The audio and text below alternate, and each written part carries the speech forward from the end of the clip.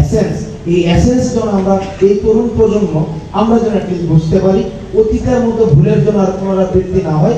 অতীতের ভুলের যদি পুনর্মঞ্চায়ন হয় তাহলে সেক্ষেত্রে আমরা যে স্বপ্ন নিয়ে 24 পরবর্তী বাংলাদেশ আমরা গঠন করেছি, সেই স্বপ্নের মধ্যে আমাদের মানুষের আশা আকাঙ্ক্ষার প্রতিফলন ঘটবে না। আপনারা ভালো থাকবেন, সুস্থ থাকবেন, আমাদের সবাইকে আপনারা যেন আমরা সবাই একসাথে যেন আমরা বাংলাদেশটা গড়তে পারি। ছোট ছোট পরিচয় উঠে উঠে আমরা সবাই যেন মানুষ পরিচয় বড় হতে পারি। আমাদের সবার জন্য কল্যাণ কামনা করবেন। ভালো থাকবেন। ধন্যবাদ হাসনাত ভাইয়াকে। ভাইয়া খুব সুন্দর মতো বললো যে ওই যে ভাইয়ের কথা শুনে আমার একটা কথাই মনে পড়লো, সবার উপরে মানুষ সত্য, তাহার উপরে নাই। কিন্তু কথাটা কি শুধু কথা দিয়ে বলবো ভাই? সেই কারণেই আমাদের পুরো নাটকটার মধ্যে আমরা কিন্তু দেখিয়েছি যখন যখন আমাদের উপর হামলা হয়েছে, আমরা নিজেরা যেভাবে একতাবদ্ধ হয়ে নিজেদের মন্দির, গির্জা, প্যাগোডা রক্ষা করেছি, সেভাবে আমাদের মুসলিম ভাইয়েরাও আমাদের সাথে এগিয়ে এসেছিল। সেই কারণে আমরা তাদের কাছে কৃতজ্ঞ। কিন্তু রক্ষা করাটা তো আমাদের স্থায়ী সমাধান না।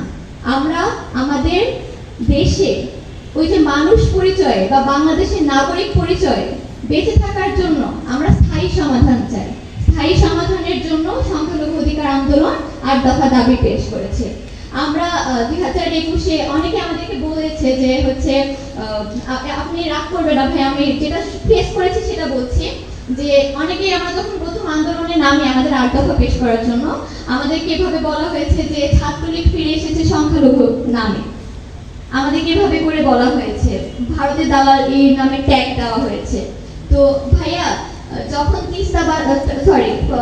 বন্যার সময় যখন বাঁধ খুলে দেওয়া হলো ভারত থেকে, তখন তারা কিন্তু ভাবে নাই যে বাংলাদেশে হিন্দু সম্প্রদায় রয়েছে। তো ভারতীয়রা আমাদেরকে আমাদের বাংলাদেশি বলেই ভাবে। কিন্তু যখন বন্যার সময় আমরা বেশ কিছু জায়গাতে খেয়াল করেছি, বিভিন্ন মানুষ আমাদের হিন্দু এলাকাগুলোতে ত্রাণ পৌঁছায় না, এবং একদিকে দক্ষিণবঙ্গে যখন বন্যা চলছে, ওইদিকে উত্তরবঙ্গের প্রতিনিয়ত এক একটা বাড়িতে আগুন জ্বলেছে। লালমনিরহাটে কয়েকটা হিন্দু পরিবারে যখন আগুন লাগানো হয়, সেই আগুন সেই ফ্যামিলি একটা মুসলিম ফ্যামিলির কাছে আশ্রয় নেয়। মুসলিম ফ্যামিলি কেন আশ্রয় দিল? সেই কারণে মুসলিম ফ্যামিলির বাড়িতে আগুন লাগানো হয়েছে। এগুলো কিন্তু হচ্ছে একটা জিনিসেরই পরিচয় দেয়, যারা দুষ্কৃতিকারী তাদের কোনো দলও হয় না, তাদের কোনো ধর্মও হয় না, তাদের সেই কারণে আমাদের সংখ্যালঘু সম্প্রদায়, আমরা নিজেদেরকে সংখ্যালঘু দাবি করতে চাই না, আমরা নিজেদেরকে বাংলাদেশের নাগরিক হিসেবে দাবি করতে চাই। কিন্তু ওই যে বললাম ভাই, আমরা কথায় না কাজে দেখতে চাই। তো সেই কারণেই সংখ্যালঘু সম্প্রদায়ের 8 দফা, আমি একটু আপনাকে আরেকবার বলি আমাদের 8 দফা সম্পর্কে।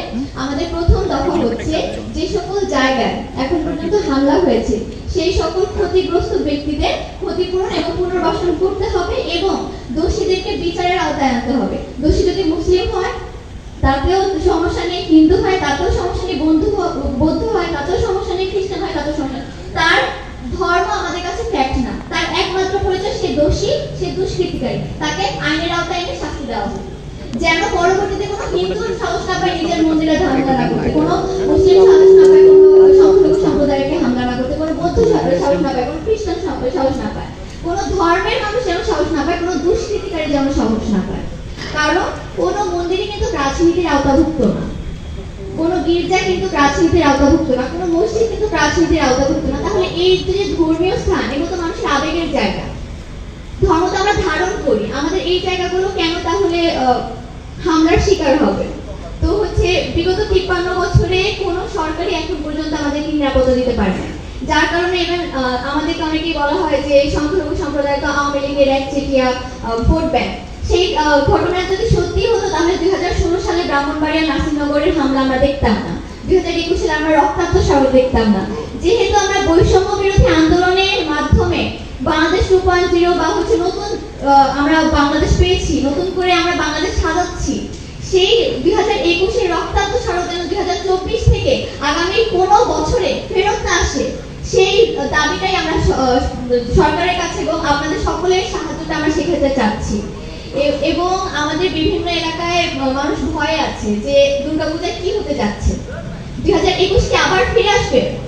যদি 2021 আবার ফিরে আসে, সেক্ষেত্রে কিন্তু যে স্বৈরাচারী সরকারের আমরা পতন ঘটিয়েছি তারাও কিন্তু একটা সুযোগ পাবে যে আমাকে তো উৎখাত করেছে, এখন তাহলে ওদেরকে সেফটি দিতে পারছো না কেন। এটা কিন্তু আপনাদের জন্য একটা চ্যালেঞ্জ, এটা কিন্তু আপনাদের জন্য একটা চ্যালেঞ্জ। তো 2021 যেন আবার ফেরত না আসে, রক্তাক্ত স্মারক যেন 2024 আর না ঘটে বা সামনের বছরগুলোতে না ঘটে, সেই কারণে আমাদের সকলকে সম্মিলিতভাবে কাজ করতে হবে এবং সেই কারণে আমরা আপনাদের থেকে সহযোগিতা একান্ত কামনা করছি। আমাদের দ্বিতীয় দফা দাবি ছিল সংখ্যালঘু সুরক্ষা আইন। ভাইয়া, এখন আপনি বলতে পারেন যে আমরা যদি বাংলাদেশের নাগরিক হই তাহলে আলাদা আইন কেন? ভাইয়া, সবাই তো আমরা বাংলাদেশের নাগরিক, তাহলে নারীদের জন্য আলাদা আইন কেন? নারীদের উপর যেন কোনো নির্যাতন না হয় সেই কারণে।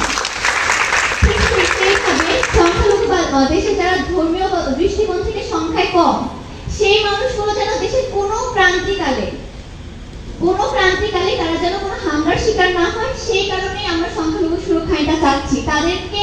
কারণ একটা দেশ কতটা সম্প্রীতি বা কতটা নিরাপদযোগ্য সেটা একমাত্র প্রমাণ করে সেই দেশের মাইনরিটি সম্প্রদায় কতটা নিরাপদ আছে তার উপর। এখন আমরা যদি মাইনরিটিরা একটা ল পাই, সেক্ষেত্রে সুরক্ষা আইন যদি হয়, দুষ্কৃতিকারীরাও মামলা করার ক্ষেত্রে কিন্তু ভাববে যে ওদের একটা ল আছে, একটা আইন আছে, সেই আইনের আওতাভুক্ত হয়ে আমরা শাস্তি পাবো। তারপরে আমাদের তৃতীয় দফা হচ্ছে সংখ্যালঘু বিষয়ক মন্ত্রণালয়। সংখ্যালঘু বিষয়ক মন্ত্রণালয়ের কারণে এখন আপনারা বলতে পারেন যে হচ্ছে যেহেতু বর্তমানে অন্তর্বর্তীকালীন সরকার চলছে, আমরা হয়তো বা এখনই সংখ্যালঘু মন্ত্রণালয়টা পাচ্ছি না, কিন্তু সংখ্যালঘু মন্ত্রণালয় গঠন করতে হলে আমাদের একটা সংখ্যালঘু কমিশন প্রয়োজন। আমরা জানি যে বেশ কিছুদিন আগেই হচ্ছে অন্তর্বর্তীকালীন সরকার 6টি কমিশন দিয়েছে। তো সেই দিক থেকে আমরা মাইনরিটি কমিশনটাও চাচ্ছি যে যেন মাইনরিটি কমিশনটা হয়ে থাকে, যেন পরবর্তীতে নির্বাচন হলে একটা সুষ্ঠু নির্বাচনের পর আমরা সংখ্যালঘু বিষয়ক একটা মন্ত্রণালয় পাই, যেখানে আমরা আমাদের কথাগুলো বলতে পারবো। ভাই, অনেক কষ্টের কথা কি জানেন, আমি ইডেন মহিলা কলেজের শিক্ষার্থী, এখানে আমাদের 7 কলেজের অনেক শিক্ষার্থী আছে। আমাদের 7 কলেজের হিন্দু কমিউনিটির মধ্যে একটা অনেক আগে থেকে একটা ইউনিটি জন্মে গেছিল, কারণ প্রত্যেক বছর আমাদের দুর্গাপূজার সময় পরীক্ষার ডেট ফেলা হয়।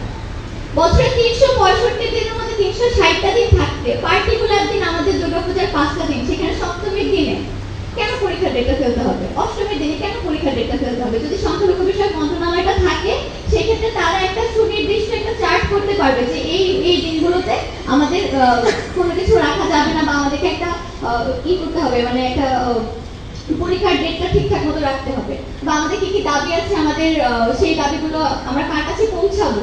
সরাসরি তো সবসময় আমরা উপদেষ্টা স্যারের কাছে পৌঁছাতে পারবো না, সরাসরি সবসময় আমরা প্রধানমন্ত্রীর কাছেও পৌঁছাতে পারবো না পরবর্তীতে।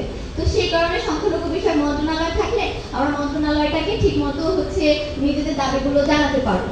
পরবর্তী আমাদের চতুর্থ দাবি হচ্ছে দেবোত্তর সম্পত্তি প্রত্যার্পণ এবং অর্পিত সম্পত্তি প্রত্যার্পণ আইনটা। এখন আমাদের বেশ কিছু মন্দির আছে যেগুলো দেবোত্তর সম্পত্তির উপর নির্ভর করে তৈরি, যেগুলো দখলের চেষ্টা করছে। পুরান ঢাকায় অলরেডি 2টো মন্দির, একটা মন্দির দখল হয়েছে, একটা মন্দির দখল করার চেষ্টা চলছে। তো সেই দেবোত্তর সম্পত্তি যেন আমাদের কাছে থাকে, সেই কারণে আমাদের এই আইনটার যথাযথ প্রণয়ন এবং বাস্তবায়নটা প্রয়োজন। এবং মানে আমাদের ওই যে বললাম না, অনেক কিছু মানুষ তো আগে থেকে আমাদের দেবোত্তর সম্পত্তিটা মন্দিরের জন্য দিয়ে গিয়েছে, এটা তো আমাদের প্রাক প্রেয়ারের স্থান। এই জায়গাটুকু পার্টিকুলারলি দখল করে তো কারো কোনো লাভ হচ্ছে না, বরং আমাদের ধর্মচর্চা বাধাগ্রস্ত হচ্ছে। তো এই আপনি নিজেই বলেছেন আপনাদের ধর্মে কিন্তু বলা নেই, তাহলে যারা করছে তারা অবশ্যই সাম্প্রদায়িক দাঙ্গা সৃষ্টি করতে চাচ্ছে, আমরা তাদেরকে কেন সেই সুযোগটা দিব, এই বিষয়টা একটু দেখার জন্য। আমাদের পরবর্তী দাবি হচ্ছে প্রত্যেকটা বিশ্ববিদ্যালয় এবং সরকারি এবং বেসরকারি কলেজগুলোতে যেন আমরা হচ্ছে একটা প্রার্থনা কক্ষ পাই। আমাদের একটা রুম দিলেই যথেষ্ট, সেই রুমে আমরা 3টা পার্ট করে দরকার হলে একটা জায়গায় হিন্দুদের জন্য, একটা জায়গায় বৌদ্ধদের জন্য, একটা জায়গায় খ্রিস্টানদের জন্য আমরা মিলেমিশে নিতে পারবো। কিন্তু ভাইয়া, আমাদের প্রার্থনা কক্ষটা একান্তই প্রয়োজন প্রত্যেকটা বিশ্ববিদ্যালয়ে, কারণ আমাদের হিন্দু যে সকল ভাই বোনেরা থাকে বা খ্রিস্টান ধর্মীয় যে সকল ভাই বোন থাকে, আমরা আপনাদের দিকে সম্মান রেখে বলছি, আমাদের হলগুলোতে আমরা কোনো মূর্তি রাখতে পারি না, আমরা তো প্রতিমা পূজা করি, আমরা কোনো প্রতিমা রাখতে পারি না, এবং সেটা আমরা আপনাদের সম্মান করেই রাখছি, কারণ আপনাদের প্রতিমা যে ঘরে থাকে সেই ঘরে নামাজ হয় না। তো সেক্ষেত্রে তো আমরা স্যাক্রিফাইস করছি, আমরা কিন্তু একসাথে মিলেমিশেই থাকতে চাই, কিন্তু আমাদেরও তো ধর্মচর্চাটার প্রয়োজন। সেই কারণে প্রত্যেকটা বিশ্ববিদ্যালয়ে একটা যদি প্রেয়ার রুম থাকে আমরা খুব কৃতজ্ঞ থাকবো। এবং তারপরে আমাদের আরেকটা দাবি হচ্ছে আমাদের যে ধর্মীয় কল্যাণ ট্রাস্টগুলো আছে, হিন্দু ধর্মীয় কল্যাণ ট্রাস্ট, বৌদ্ধ ধর্মীয় কল্যাণ ট্রাস্ট, খ্রিস্টান ধর্মীয় কল্যাণ ট্রাস্ট, এই ট্রাস্টগুলোকে আমরা ফাউন্ডেশনে কনভার্ট করতে চাচ্ছি, কারণ তখন সেই পার্টিকুলার ট্রাস্টগুলো বুঝতে পারবে যে আমাদের নিডটা কোথায়। তারা সরাসরি সংখ্যালঘু মন্ত্রণালয়ে যোগাযোগ করে আমাদের একটা ব্যবস্থা করতে পারবে বা আপনাদের সাথে যোগাযোগ করে একটা ব্যবস্থা করতে পারবে। বিগত বছরগুলোতে আমাদের যে ট্রাস্টগুলো সেগুলো ধর্ম মন্ত্রণালয়ের অধীনস্থ ছিল, যার কারণে হতো কি মানে ট্রাস্টের চেয়ারম্যানটা ধর্মমন্ত্রী হয়। সেক্ষেত্রে ওনাকে কনভিন্স করা বা হচ্ছে আমাদের যে কোনো কিছু ওনার পর্যন্ত পৌঁছানো, এটা একটা লেন্দি প্রসেস হয়ে যায়। যদি এগুলো স্বতন্ত্র থাকে সেক্ষেত্রে আমরা যে কোনো আমাদের যে সকল নিডগুলো আছে সেগুলো খুব সহজে আমরা পেতে পারি, আমাদের যে যে জিনিসগুলো প্রয়োজন। এবং একই সাথে আমাদের পরবর্তী হচ্ছে দাবি বা দফা হচ্ছে সপ্তম দফা, সেটা হচ্ছে সংস্কৃত এবং পালি শিক্ষা বোর্ডের আধুনিকরণ। ভাইয়া 2024 সালে এসে একটা শিক্ষা বোর্ডের যে কর্মচারী তার হচ্ছে মাসিক বেতন 178 টাকা বা 169 টাকা। একটা কর্মচারীর বেতন মাসিক 169 টাকা কিভাবে হয়? এবং যার কারণে আমাদের বলে না যে দেশে গুণী কদর হয় না সে দেশে কিন্তু গুণী জন্মায় না। সেই কারণে আমাদের সংস্কৃত এবং পালি শিক্ষা বোর্ডটা প্রায় বিলুপ্তির পর্যায়ে। সেই কারণে আমরা সংস্কৃত এবং পালি শিক্ষা বোর্ডের আধুনিকায়ন চাইছি। এবং সর্বশেষ সামনে আমাদের শারদীয় দুর্গোৎসব, আমরা শারদীয় দুর্গোৎসবের 5 দিনের ছুটি চাইছি এবং পাশাপাশি যে সকল ধর্মাবলম্বীরা আছে, খ্রিস্টান ধর্মাবলম্বীদের ইস্টার সানডে, বৌদ্ধ ধর্মাবলম্বীদের মধু পূর্ণিমা, এবং পাশাপাশি আদিবাসীদের বৈশাখী, এই ছুটিগুলো যেন বাধ্যতামূলক করা হয় বা ঐচ্ছিক ছুটির মাধ্যমে সেই সম্প্রদায় যেন ছুটিটা নিতে পারে, এই বিষয়ে যদি আপনারা একটা পদক্ষেপ গ্রহণ করেন। একই সাথে আমাদের বিশ্ববিদ্যালয়গুলোতে যেন একটা বিশেষ নির্দেশনা যায়, যেন পুজোর সময় বা ইস্টার সানডের সময় বা মধু পূর্ণিমার সময় কিংবা বৈশাখীর সময় যেন পরীক্ষার ডেটটা না ফেলে। সর্বশেষ আমি আবারও বলবো, আমাদের 8 দফা দাবি আমাদের টিকে থাকা লড়াই, আমাদের অস্তিত্বের লড়াই। এবং আমরা 8 দফা দাবির মধ্যে আমরা যদি 8 দফা দাবি বাস্তবায়ন করতে পারি, তখনই আমরা নিজেদেরকে সংখ্যালঘু থেকে বেরিয়ে এসে বাংলাদেশের নাগরিক হিসেবে ভাবতে পারবো। না হলে ওই যে মুখে বলে গেলাম, ভাবনাতে আমার অন্য কিছু রয়ে গেছে, দ্বিচারিতা হয়ে যাবে। ভাইয়া আমি আপনাকে বলতেই পারি, ভাইয়া আপনিও মানুষ আমিও মানুষ, কিন্তু মনে মনে ভাবলাম না আমার মন্দিরে হামলা হয়েছে, উনি মুসলিম আমি হিন্দু। এটা তো মুখে বললে আর মনে অন্যরকম রাখলে তো হয় না। আমি যদি দেখি যে আমাদের দফাগুলো কার্যকর হয়েছে, তখন আমরা নিজেদেরকে ভাবতে হবে উনি আমার দিকটা দেখেছে, আমাদের একসাথে বেঁচে থাকতে হবে, একসাথে অন্যায়ের বিরুদ্ধে লড়াই করতে হবে। আমাদের কোনো ধর্মের বিরুদ্ধে লড়াই না, কোনো জাতির বিরুদ্ধে লড়াই না, কোনো দলের বিরুদ্ধে লড়াই না, আমাদের ন্যায়ের পক্ষে লড়াই। এবং আমরা আবারও বলবো 2024 সালে আমরা 2021-এর রক্তাক্ত সরকার ফেরত পেতে চাই না ভাইয়া, কারণ আমাদের নিজেদের কমিউনিটির সবাই আমাদের আতঙ্কে আছে। আমি নিজে বেশ কিছু জায়গায় ফিল্ড ভিজিটে গিয়েছিলাম, আমাদের রংপুর বিভাগের বেশ কয়েকটা জেলায় যাওয়া হয়েছে, চট্টগ্রাম বিভাগে যাওয়া হয়েছে, খুলনায় যাওয়া হয়েছে, প্রত্যেকটা জায়গাতে। এমনকি ভাইয়া অত্যন্ত কষ্টের সাথে বলতে হয়, বিগত 53 বছরে 2021-এ রক্তাক্ত সড়ক হয়েছে, ওই সময়ও আমার গ্রামে হামলা হয় নাই, অথচ গত সপ্তাহে আমার গ্রামে আমার বাড়ির ঠিক পাশের বাড়িটাতে প্রতিমা ভাঙা হয়েছে। তাহলে যেখানে 53 বছরে হামলা হয় নাই, সেখানে যখন এখন হামলা হচ্ছে, তার মানে 2021-এর থেকেও ভয়াবহ কিছু 2024-এ হতে পারে। এটা আমরা আতঙ্ক ছড়ানোর জন্য বলছি না, এটা আমরা আপনাদেরকে জানাচ্ছি। আপনারা কিছু করুন, আমাদের দিকটা একটু দেখুন। আমরা কথায় না কাজে বিশ্বাস করে নিজেদেরকে সংখ্যালঘু না, আমরা বাংলাদেশের নাগরিক হিসেবে পরিচয় দিতে চাই, শুধুমাত্র আমাদের দাবিগুলো যদি বাস্তবায়ন হয় তার মাধ্যমে, আমাদের অধিকার এবং নিরাপত্তা নিশ্চিত করার মাধ্যমে। ধন্যবাদ ভাইয়া।